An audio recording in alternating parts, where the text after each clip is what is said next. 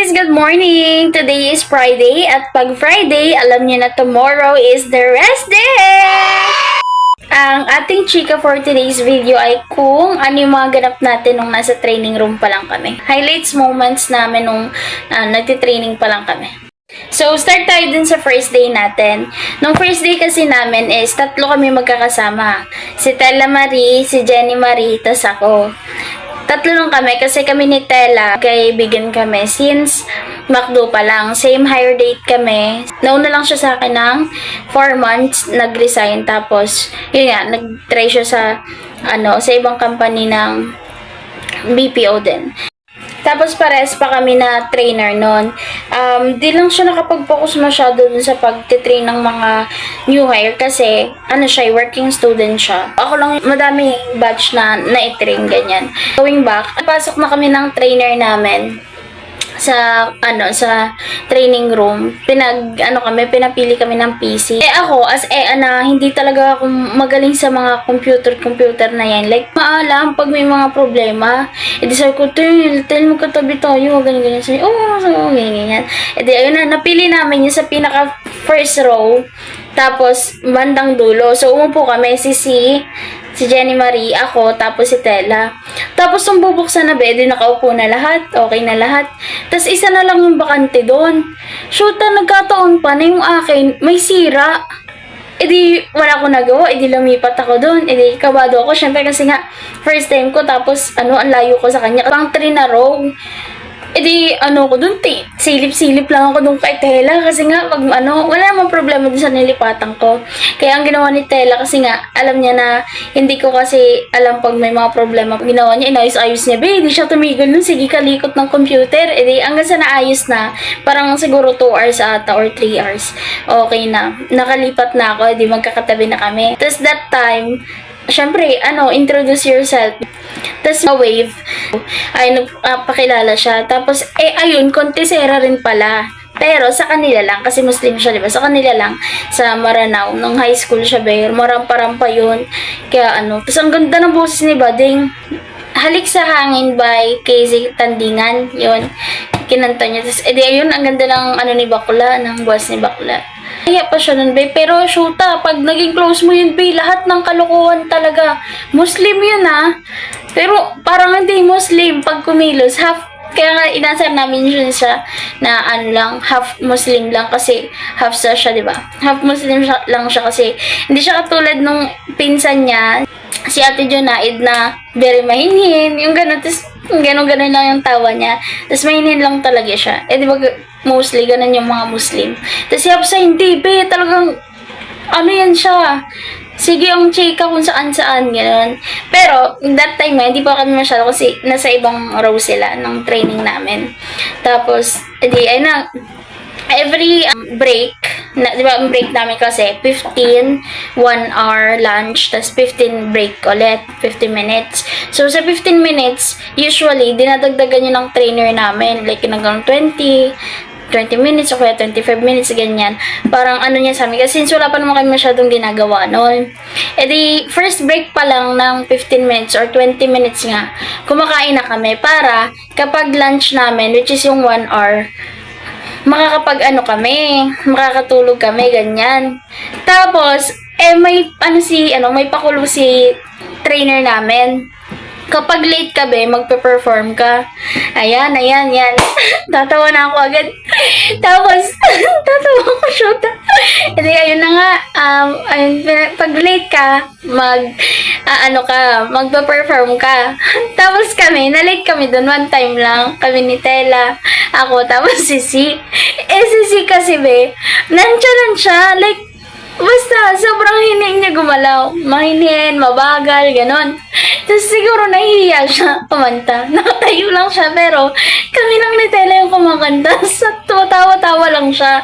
Nayaan na lang namin. Kasi ayaw niya talaga kumanta. Nakailang ulit na kami ni Tella. Ayaw talaga sumabay.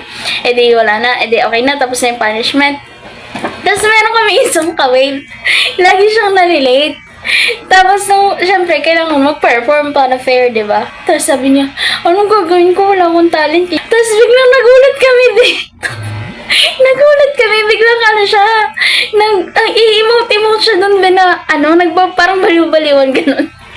Dito sa di ba, ito yung, yung lamesa ng trainer namin. Nandito siya, Miss, sa may paa. Tapos gumagano'n siya sa tuhod ni Miss Ann. Shoutout kay Miss Ann. Ayan, tapos tawa kami ng tawa kasi nabigla kami. Sabi niya, Crispin, Basilio. Ganun siya. Tapos ganun yung walk niya. Ganyan. Tapos, si Miss may ginagawa. Pero, syempre, kailangan mag-perform yan. Sabi ni Miss, nagulat din siya kasi tawanan na kami natawa lang kasi nga nagulat din kami sa kanya. Kasi nakatalikod kami. Tapos, akala namin kung anong gagawin. Tapos, si Miss Ann sabi niya, bakit ako? Sabi niya, bakit ako? Bakit sa akin? Doon sa kanila. Ganun. Hindi, ganun. Tapos, siyang lumipat kay Si. Tawa siya ng tawa. Tapos, kami ni Tela, tuwatalikod kami kasi ang ingay ko tumawa katulad ng ito. Ang ingay ko tumawa. Tapos, hindi kami ni Tela, nagpagano na kami dalawa. Tapos, ito si di ba, gitna ako. Tapos, kinakalabit ako ng kinakalabit. Tsaka si Tela. Tapos, tawa siya ng tawa. Kami, iniiwasan na nga namin kasi nga, nahiya na ako, lakas ng tawa ko. Iniiwas ko na yung sarili ko kung nagsagot-sagot na ako ng mga courses. Si, mahinhin siya, mabagal kumilos. Si B, yung lakad niya, di ba yung lakad niya ganito? Ganyan. Ako ganyan. Si Tela, ganun, no? Ayun nga, lagi nahuli sa amin si. Tapos, meron sa amin pinapasagutan na courses. Malapit na mag-end yung parang PST yata namin yun. Tapos, kailangan na namin masagutan lahat ng courses. Si working student, laging antok. Tapos, ito na. Nag-aabol na kami ni Tela. Okay na yun sa amin. Tinitingnan na lang namin kung may naiwanan kami. Tapos, nakita namin siya, sobrang dami pang hindi na, natitake na courses. Ganyan. Kasi nga, antok palagi, Gagan-gagan lang si Badyo. Okay, gano'n ko na. Tapos ginagalaw-galaw niya lang yung mouse para hindi mamatay yung PC, ganyan. Tapos, kasi pag gano'n na kami, pag that time, nung nagtitake na kami ng course, parang wala na kami pakialaman. Nung oras na yun, kailangan na namin tapusin yung mga courses. Tapos, ang dami niya pa hindi natatapos. Ang ginawa ko, lumipat ako sa, sa kaliwa niya, si Tela sa kanan. Tapos, explain sa kanya. Lahat, sinasabi namin. Ito, ganito ito yung sagot niya. Tapos, pero nagno-notes na kami. Nagkiklik na ako ng kung ano-ano parang binibilisan namin para matapos. Tapos, bigla nagulat kami ni Tela. Tinginan talaga kami kasi biglang gumanon si Si. Kinangutang ito. Sabi namin, tingin na kami ni Si. Nang ganyan, tingin na kami. Ay, ni Tela. Lahat ang dami nang sabi sa'yo, tulog ka lang. Tapos bigla siyang tumawa. Tapos maya-maya, tulog na ulit siya. Sabi talaga namin ni Tela. Kamot talaga kami. Lipat ako sa pwesto ko, lipat siya sa pwesto niya. Pero tinapos na talaga namin. Kasi nga, kailangan niya na rin. Bago kami mag-nesting, kasi kapag nesting, magko-call ka na talaga. Doon na yun sa prod. So, bago kami lumipat ng prod, meron kaming mock call. Ayan. Kami ni Tela kasi, lagi kami nakikinig kasi nga, willing talaga kami matutoy. Like, inaano talaga namin para alam na namin, hindi kami nahuhuli. So, nakakasunod kami, dalawa kami. Tapos, kapag meron kaming confusion, nagtatanungan talaga kami. Tapos, pag parehas namin hindi nasagot yon, tsaka kami magtatanong sa trainer namin. Tapos, siya naman yung lahat, yung gusto na, siya, kasi nga, di siya makapokus, syempre. Kahit ikaw naman din, nag-aaral, tapos nag-work, ganun. Siyempre, puyat-puyat. Tapos, siyempre, kami okay na naman sa amin kasi di masyado mabigat. Tapos, ayun na, mock-call na. Tapos, si Tela unang-una, okay na siya. Isa-isa yon, di trainer yung, yung patient or yung customer, yung caller. Tapos, syempre, ikaw yung agent, ganyan. Dapat, sa lahat ng issue niya, naka-share screen yan, yung computer mo. Manavigate mo lahat ng kailangan mo. Kasi nga, syempre, tapos na naturo na lahat ng dapat ituro. So, mock call, tapos naka-share screen. So, dapat yung sinasabi mo, tama sa nakikita mo sa account ng patient, ganyan. Tapos, bibigay mo lahat ng information, lahat ng kailangan niya. So, ako, okay naman, okay din sa akin, okay din kay Tela. Ang inaantay na lang namin kay Si. Call na sila ni trainer. Kasi hindi niya na alam kung ano yung pipindutin niya. Bawal coaching. Like, parang, paalala lang, gano'n. Kasi nga naka-screen record siya. So nakita ni Miss yung galaw niya. Tapos ba, hindi niya alam kung ano yung sasabihin niya. Sobrang hinhin niya nga. Tapos, hello? Parang pag ganun siya, like, yes. So, as per checking, hindi niya na-navigate ng maayos kaya pinaulit siya. Nung pangalawa, be, ganun pa rin. Nananavigate niya pero hindi niya na alam kung ano yung sasabihin niya. E di sabi ni Miss Anne, hello, are you still there? Ang tagal. Tapos hanggang sa nahang up na si Miss Anne, sabi niya, wala na, hinang up na ng patient yung call. Third na attempt. Siya na lang kasi naiwan, be, siya na lang. Ay, hindi, dalawa ata sila. Pero, yun nga, sa aming tatlo, siya na lang. Hindi na gumamit si Miss Ann ng computer niya. Doon na talaga siya, like, magkatabi sila. Tapos kami ni Tela, andi dito sa likod.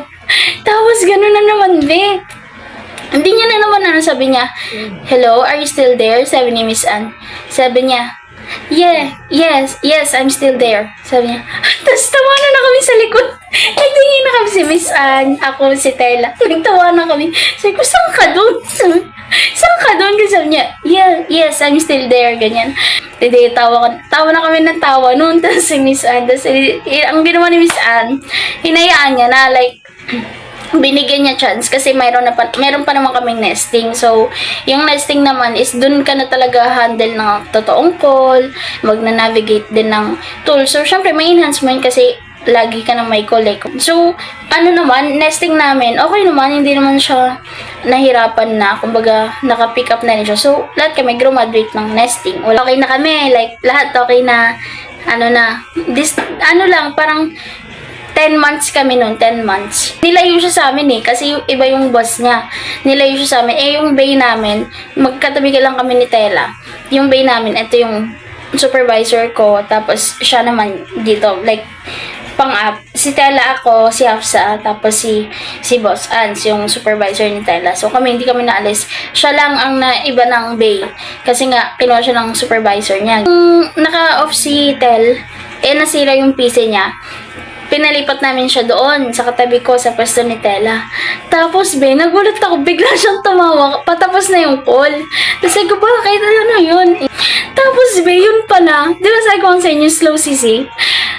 Yun pala, nag-joke yung, yung patient niya. Sabi sa kanya. In English, sabi sa kanya, bakit yung puno, walang internet? Tapos tapos hindi niya na-gets na joke pala yun. Tapos sabi ni patient, yung gano'n, yung nag-aantay ng yung nag-aantay ng sagot, like, yung gano'n.